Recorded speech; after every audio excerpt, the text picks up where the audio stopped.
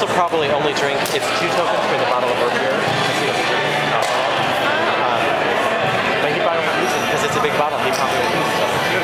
Yeah. It's schnacker. Great. Great. Well, luckily these aren't huge. I know, they're huge.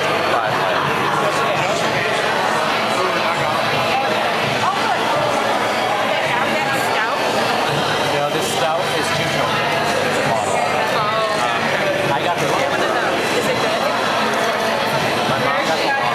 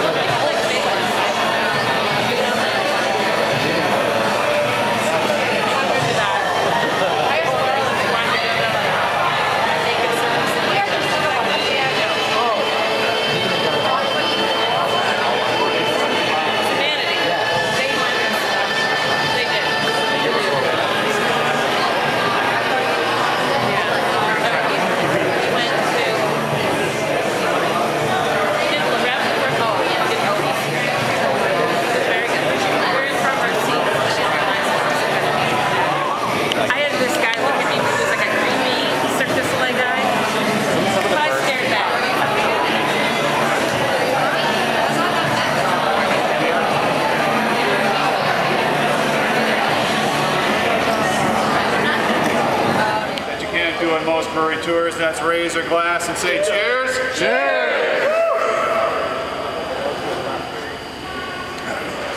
And Nostrovia. And salute and roast and everything else you could come up with. But for today's tour, I do 1 tour a week. And the tour I always do is the environmental tour.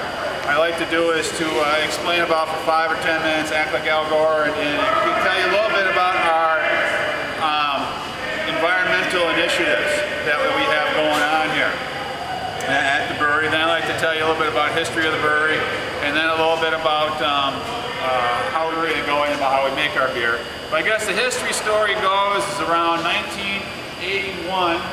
I graduated from college. I didn't have a job. I asked my brother if I could move in with him. He was living about a mile north of here in the River West neighborhood of Milwaukee. And I asked him if I could move in. He said yes. And so I moved in and eventually got a job working at John's Controls as an engineer. But his birthday was coming up and I asked him what he wanted for his birthday and he said he was thinking about making beer. So I went out and I bought him a book on how to make beer. He actually read it. And then he went and made himself a batch of beer. I've been eating my brother's cooking up to that time, to tell you the truth, really wasn't too good. And that's how I made the beer, and that really wasn't too thrilling either. And so I bottled it up, gave me a bottle, I drank it, and you know, it wasn't the worst beer I ever had. And it wasn't the best beer either, but you know, him being my brother, he made it that good, you know, I figured, you know, I'd do better.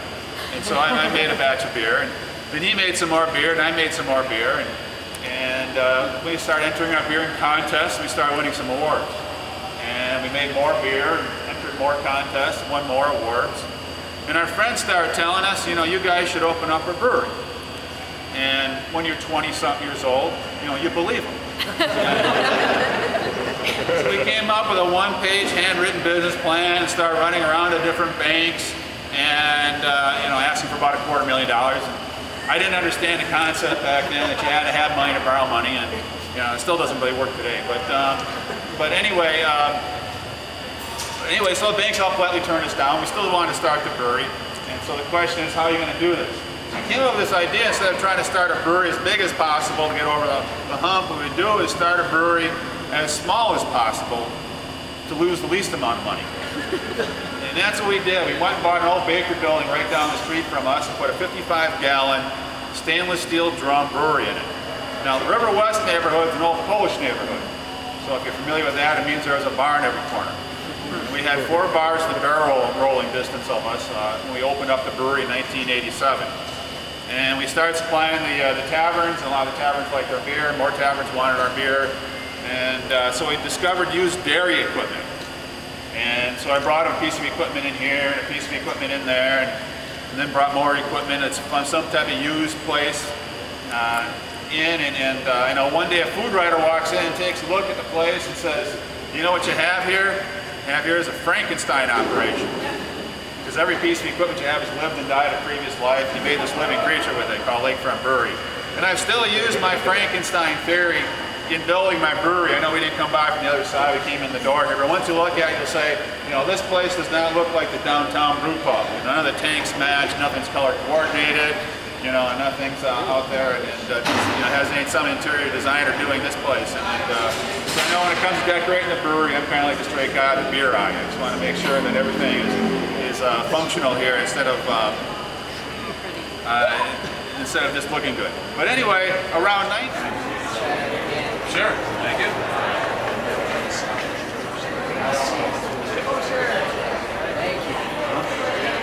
Okay. All right. And then we'll send it on over to one of the fermentation tanks over here. We put the fourth ingredient, the yeast, into it. And what the yeast really acts in, well, I should say there's two major classifications, the yeast and world. One's an ale, one's a lager. Ales give beer a little more fruitiness, lagers give it more of a drier, crisper flavor. The yeast kind of acts like a college student for about 7 to 10 days, because all it really does is eat and have sex with itself and split in half, and eat some more and have sex with itself and split in half, and that goes on for 7 days until food runs out, until it rolls over and goes to sleep and follows the bomb tank, and then we know how to use it again. But after about 14 days, if it's a lager, we'll take it and transfer it to one of the other tanks over here. Lager is a German word, means to store for an extra 2 weeks. Ales are done about 2 weeks. We'll take them, we'll fill it wherever we want, go on over to the first.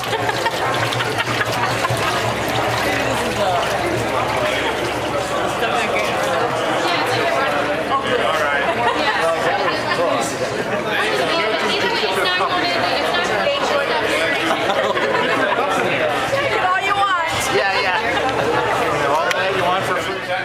This plug is called a bung, and of course it goes into the bung hole, and we use a debummer to get it out of there. But now we've gone bungless with our kegs, and we wash them on the machines over here that take about 5 minutes to empty, wash, and fill before we go on to the next keg. So that's our keg washing operation. Now